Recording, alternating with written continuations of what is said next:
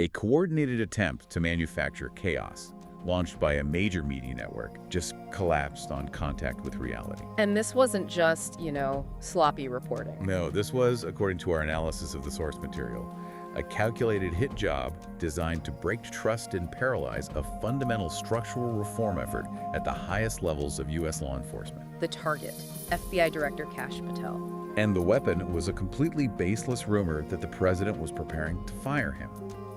It leverages the same playbook, allegedly, that was used in failed operations like Russiagate. But the thing is, the story didn't just fail. It imploded. Instantly. It happened the moment the president publicly mocked the report right there in the Oval Office. So what does this failed act of sabotage reveal about, well, desperate lengths powerful interests will go to protect a bureaucratic system they believe is above oversight? And how does this expose the alleged tactics used to control political narratives? Stay with us as we break this down in our in-depth discussion right here on News Focus Podcast. And if you find our reporting valuable, please hit the like button and subscribe to support our channel. We truly appreciate it. Welcome back to the deep dive. So we're exploring source material that really paints a picture of intense political warfare. It really does. It's this world where established media platforms and certain bureaucratic factions allegedly work together to try and destabilize the FBI leadership. The sheer audacity of it is what's so stunning. The network, which our source material calls MS-LAN, now running a story about FBI Director Kash Patel being fired. And using a tactic that the sources claim has failed them over and over again in the past. It's really astonishing. It is. And what's so critical here, as the source material points out, is the pattern. Exactly. This is not being presented as some isolated incident, a case of poor sourcing. We are looking at what the analysis calls classic narrative engineering. Recycling the exact blueprint. The exact same blueprint, allegedly used during these huge operations like Crossfire Hurricane and the initial stages of Russiagate. It's like the political version of running the same failed play again and again. And the fact that they keep trying tells you something. It tells you exactly how desperate and how committed the actors behind the scenes are to neutralizing Patel. Okay, so let's unpack that blueprint, because the source material is very specific about what it calls the anatomy of a manufactured crisis. Yeah. We're here to convey the claims in these sources impartially, but you have to understand the mechanics. Right. And the analysis suggests the goal wasn't to report news. It was to create chaos. To create it, using what they call the oldest trick in Washington. So what was the immediate goal of the leak? According to the sources, it was twofold. First, and this is the most obvious part, it was to create the appearance of just radical chaos and instability inside the administration. The idea that the president is erratic, losing control. Exactly, making rash personnel decisions. But the second goal was maybe even more important for the bureaucratic players involved. And what was that? To spark division. To drive a wedge between the president and Director Patel. The idea is to generate mistrust so that internal discord and, ideally, force the president to start questioning his own appointment. And the whole delivery mechanism for this manufactured crisis, it relied completely on anonymity and speed, right? Absolutely. The critical components, according to our review, were these three anonymous pillars of the hoax. The story claimed Trump was preparing to fire Patel. And the proof was? The information was supposedly derived from three anonymous insiders, all, conveniently positioned to sound authoritative. They were described as being close to the situation. But the source analysis is pretty blunt about who these people might be. Oh, it's very blunt. It describes these individuals as ghosts of the same political operatives who lied to the country for years, just recycling their influence through a new network. Okay, but I have to challenge this. If this was supposed to be a legitimate news story from a major network, where was the substance? I mean, how could they publish something so explosive with no foundation? And that's where the tactic itself becomes the entire point. The report allegedly contained no evidence, no documents, no quotes. Nothing. It was pure, unverified rumor, just packaged as an urgent exclusive. The report, the source claims, was designed to let that rumor metastasize before facts ever emerge. So they're banking on the speed of the news cycle. Completely. You drop an alleged bombshell on a major network, and just the existence of that headline forces every other news organization to report on the rumor of the firing. And that gives the lie a window. It gives it a critical 24 to 48 hour window to gain traction, and it doesn't matter if it gets verified later, the damage is already happening. So if the facts aren't there, the goal shifts.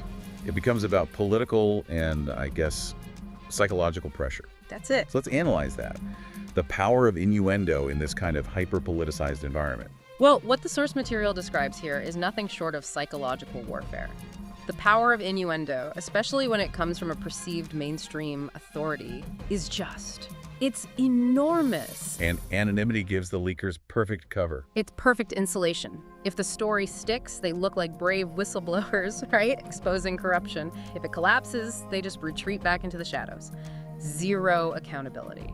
But psychological warfare, that sounds pretty extreme. The analysis claims it's extreme because the goal isn't just to inform you, the public, it's to exert immediate and frankly paralyzing political pressure.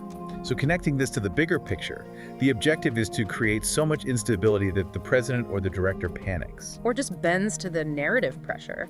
The source material explicitly calls this the Washington playbook for kneecapping reformers. So instead of debating Patel's actual policy changes. Right, instead of having a real policy debate, you just create the appearance of personal instability and political toxicity around the reformer himself.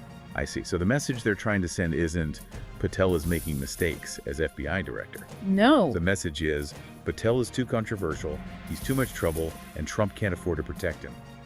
That's how you weaponize the political climate against an institutional reformer. Precisely. If they can generate enough instability to make the president feel like he has to distance himself from his FBI director, even if he doesn't actually fire him, the reforms slow down. Immediately. And the bureaucracy wins. The bureaucracy wins by creating paralysis. It makes the reformers start looking over their shoulder at the political fallout instead of just doing their jobs. Which sets the stage perfectly for part two. Because if this was a coordinated plan to create panic and paralysis, then the White House response was something else entirely. It was truly unconventional. It shattered the whole premise in an instant. And this is where the conventional rules of political crisis management were just thrown out the window. Right. Typically, a story this big, alleging presidential instability, it demands a formal response, right? Mm-hmm. Press release, a briefing. Maybe you deploy surrogates across the media channels to dispute the facts, the whole 9 yards. But the president did none of that. No. He chose not to even dignify the report with a formal denial. He chose mockery. He chose public theater. He responded by openly laughing at the report in the Oval Office with Kash Patel standing right next to him. And that single act, as unconventional as it was, it just shattered the manufactured premise of chaos and division. It completely disarmed them. The whole point of the leak was to suggest this deep rift existed between the president and his FBI director. And Trump made it impossible for anyone to keep believing that. Impossible. Let's really focus on that scene, because the source material describes it as the central turning point. The president picks up the report, reads the headline out loud like he was reading a joke out of a cereal box. Then looks at Patel, smirks, and says, "Come on, Kash, get into the photo." That is the ultimate checkmate. I mean, you're using the media's own weapon against them. It was pure political theater. And it wasn't just designed to deny the story. Oh no. It was designed to humiliate the network that ran it, and by extension, the anonymous sources who planted it. So that single photo op, the shared laugh, the public unity. It obliterated MS Now's entire narrative. The source material is very clear on this. It wasn't a rebuttal, it was a checkmate. It proved the story was not only false, but completely ridiculous on its face. The power of that action is all in its defiance of the game, right? Why was that specific response laughter and a photo so devastating to the leakers and the network? Because the entire plan hinged on President Trump being rattled. They were counting on it. They depended on their ability to dictate the administration's internal emotional and political climate. If the president responds by panicking, the media keeps its psychological control. So if he just laughs. He demonstrates that he doesn't operate within their psychological universe. He doesn't fear their narrative manipulation. So he's showing that the narrative pressure applied by the media just doesn't have the same power over him anymore. Exactly. Historically, when a president faced this kind of concerted pressure, they might bend. They might distance themselves from the person, or at least try to negotiate the perception with the press. But Trump, according to this analysis, doubled down. He did. His public, unwavering confidence became Patel's armor, and the director's continued presence became the message. The message being, we're unified, and your attempts to manufacture division are irrelevant. Totally irrelevant. And the source claims this action demonstrated a really critical shift that the media never wanted you to see, that their influence is dying. That is a massive claim. That the whole architecture of narrative control, which for decades relied on anonymous sources and the president's fear of bad headlines, is actually breaking down. The analysis supports this by pointing to the failure of velocity. In the past, a story like this would have forced a major institutional shift. But now, within minutes, you have visual proof of unity that completely neutralizes the rumor.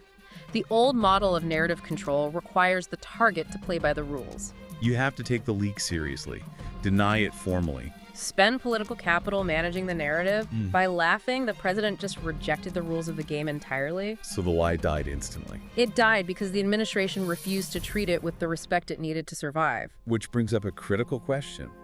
Why?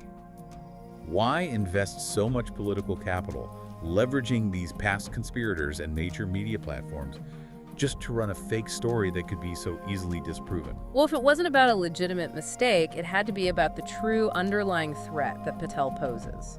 So we need to shift our focus from the media's failure to the bureaucratic fear that was driving the leak in the first place. Right, and the source material is adamant about this. This firing rumor was not an accident. It wasn't a misunderstanding. It was a knee-jerk reaction, a panic attack from factions allegedly dependent on the old, opaque structure of the FBI and the DOJ. The goal was just to protect the status quo. And Director Patel is seen as this, existential internal threat? An internal wrecking ball? Absolutely. The claim in the source material is that Kash Patel isn't just managing the FBI, he is actively blowing up the old system from the inside. How? By dismantling the very infrastructure that enabled past alleged abuses and politically motivated investigations. Okay, we need to detail the specific reforms attributed to him because that's what's generating this level of panic. Right, let's lay them out because they really do illustrate what the old guard is allegedly fighting to protect. What's the first one? First, and this is probably the most relevant to the leak we're talking about, the sources claim he is actively dismantling political divisions that used to specialize in selective leaks to favorite networks. So he's targeting the very mechanism that planted this story. He's cutting it off at the source. Second, and this is structurally massive, he is allegedly cleaning up FISA access. Meaning? Locking down the loopholes that were abused during the Trump-Russia years. This is a direct assault on the alleged weaponization of surveillance and intelligence. And the third area of reform? He's forcing transparency. He's allegedly exposing forgotten case files, long buried inconsistencies, and internal conduct that should have been dealt with by oversight years ago. And these files, they're not just random cases. No, they often relate to politically sensitive or high-profile investigations that were allegedly stalled or manipulated for partisan reasons. So the fear isn't just about partisan politics. It's that he's a competent reformer who has deep institutional knowledge. He knows where the bodies are buried. That's what it sounds like. The source analysis explicitly says this. He's described as competent, relentless, and unbothered by their theatrics. And that's why they fear him. The source claims this is the core reason why deep state remnants inside the Bureau fear him. It's not his politics. It's because he represents genuine oversight and transparency. Which means the end of a culture. The end of a culture that prioritized protecting itself at all costs over pursuing justice. His reforms are explicitly called structural. They're changing the plumbing, not just repainting the walls. If the threat is structural, let's talk about the alleged coordination. The source material claims it can trace the sabotage fingerprints back to a familiar network of actors. Yes, from past operations. And the material points very strongly to a network of senior officials, some still active, some recently reassigned. And these are people who allegedly spent years strategically leaking to the press. To protect their own reputations and to perpetuate the intelligence myths they built, especially during the Russiagate era. These are allegedly the same figures who, the source claims, framed political narratives as national security crises. And used selective leaks to pressure political leadership. The very same. And according to the analysis, they saw Patel rising and instantly recognized the threat. They saw their last remaining influence disappearing. Exactly. So the source claims they reacted by weaponizing anonymity, feeding MS. Now this tailor-made story designed for one purpose: create internal chaos and force a firing. So the claim isn't that this was bad journalism. The claim is that it was sabotage from the very beginning, using these pre-existing media relationships that have been cultivated over years of previous operations. This brings us to a specific allegation in the source material regarding Adam Schiff. The analysis names him directly, claiming he spent years attacking Patel by name. Why the focus on him? Well, the analysis alleges that Schiff's long-running antagonism stems directly from Patel's past investigative role. The claim is that Patel exposed information that Schiff needed to keep buried. Yeah, and that connects this current firing hoax directly back to those past intelligence controversies. It's a direct line. So what did Patel specifically expose that would lead to this kind of continuous antagonism, this alleged operational focus to get it removed? Patel's past role is absolutely crucial here. He was allegedly the senior staffer who first spotted and raised the alarm bells about the contradictions and inconsistencies inside the Steele dossier. Okay, so he was there at the beginning. He was heavily involved in unpacking the initial evidence of FISA abuse. In essence, he was the investigator who, the source claims, pulled the curtain back when Schiff insisted everything was above board and legitimate.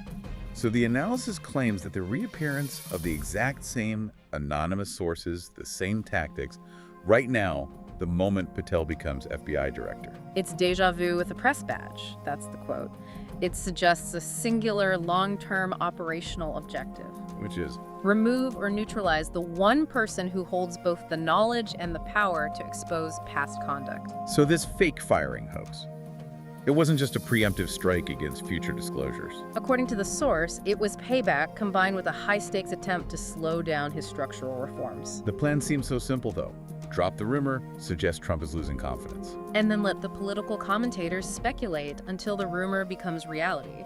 It's the classic Washington playbook. You avoid debating the facts. You focus exclusively on challenging the political and emotional stability of the reformer. But the source material maintains this just didn't work.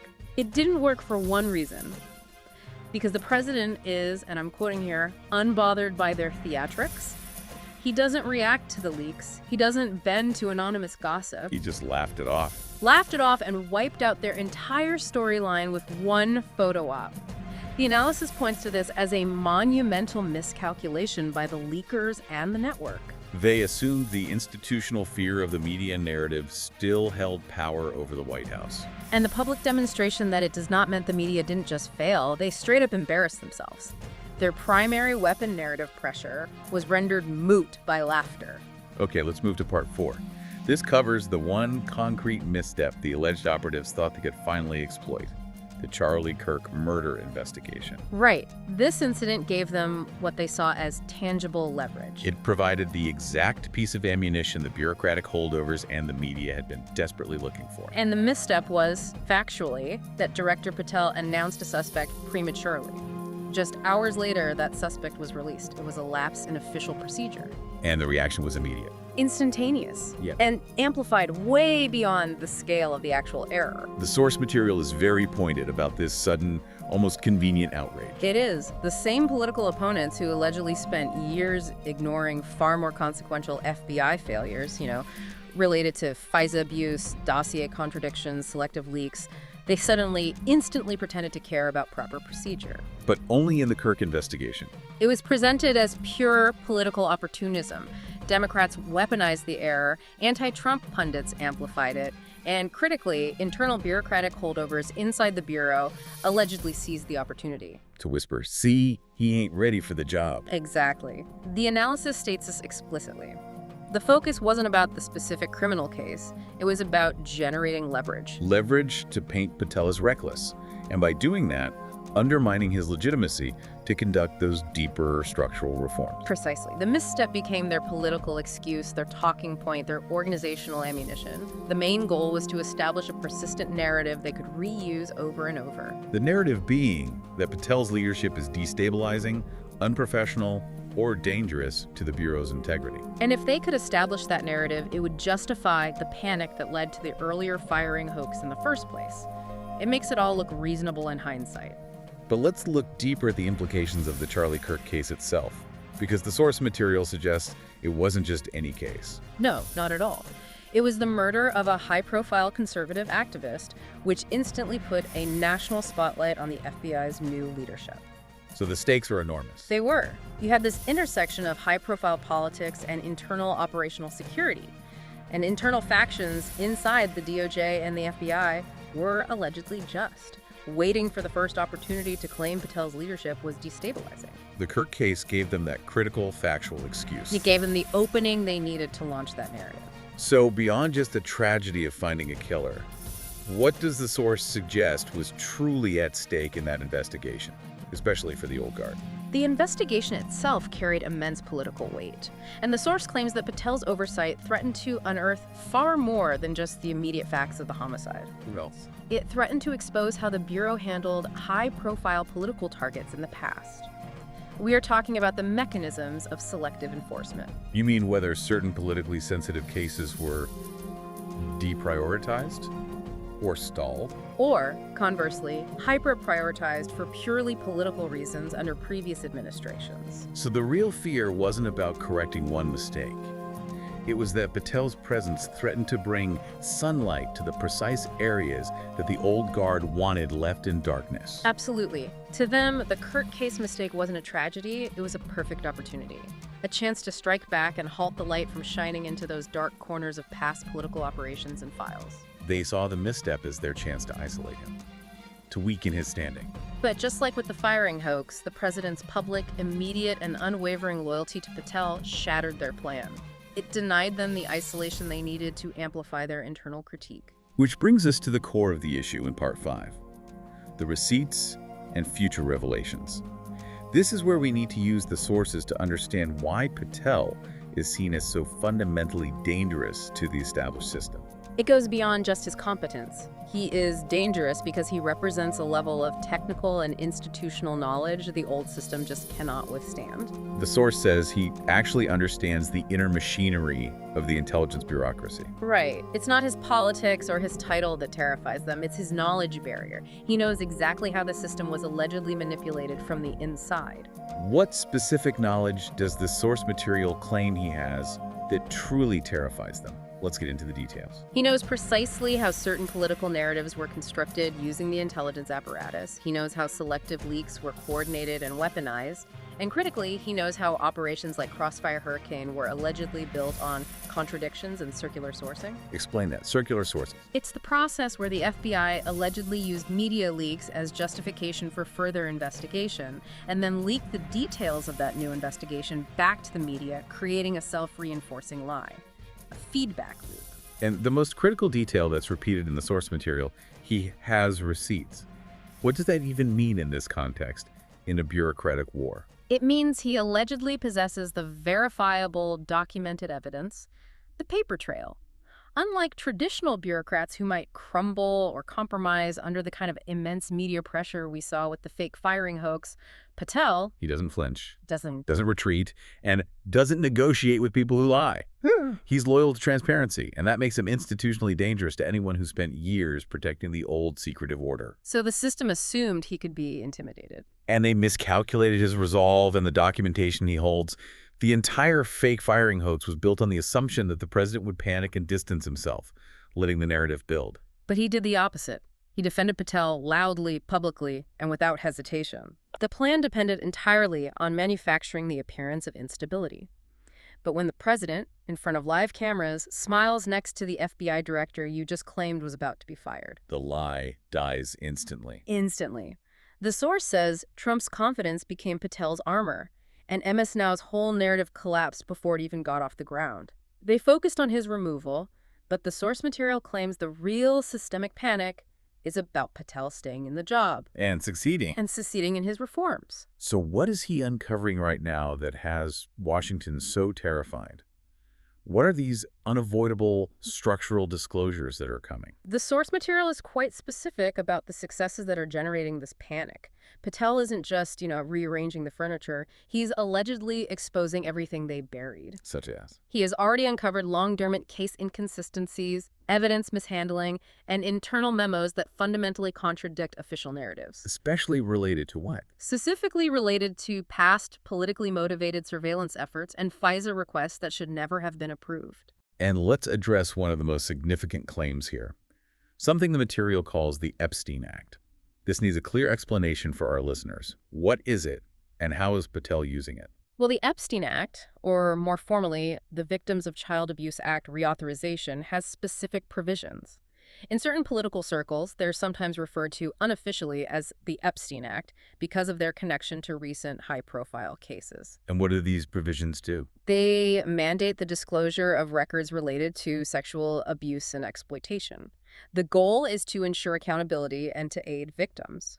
Patel, according to the sources, is leveraging these statutory disclosure requirements to force the release of sensitive files. Files and communications related to past investigations that powerful figures hoped would stay sealed forever. Exactly. So this isn't a political negotiation.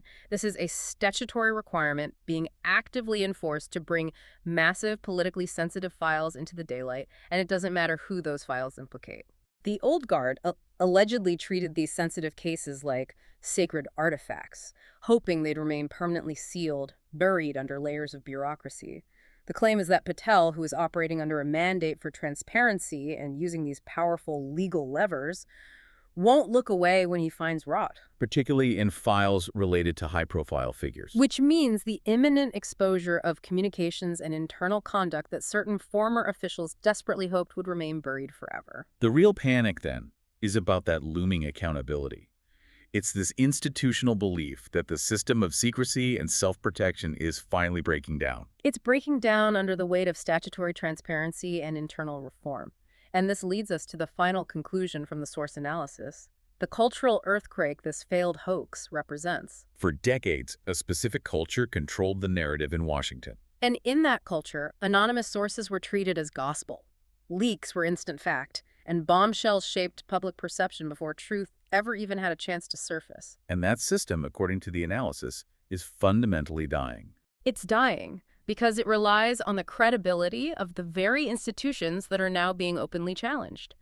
The analysis argues that the visible Trump-Patel alliance is reshaping Washington in real time. So the deep state operatives who once dictated political reality by weaponizing anonymity and media leaks. Now they look powerless and desperate because their primary weapon has failed.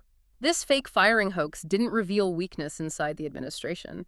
It exposed a critical structural weakness inside the system of narrative control itself. They threw everything they had at Patel, the same playbook, the same sources, the same network amplification, and the story just collapsed on contact with reality. No staying power, no public trust, and no institutional muscle behind it strong enough to defeat a laugh and a photo op. That, ultimately, is the real headline here. It is. The failure of the mechanism of sabotage. And that failure is a direct reflection of a shifting power dynamic. The analysis claims the media no longer gets to unilaterally invent reality, and the bureaucracy no longer gets to permanently hide behind layers of secrecy. The coordinated strike failed because the target refused to validate the lie. Which demonstrates that the old architecture of narrative control is, in fact, crumbling. Thank you. And thank you to our listeners for tuning into this crucial deep dive on the attempted but failed sabotage of the FBI's leadership structure based on the claims detailed in our source material. That's all for this deep dive, but it leaves us with one haunting question for you to consider. If the guardians of the rules are exposed as the first to break them, who is left to protect the integrity of the game?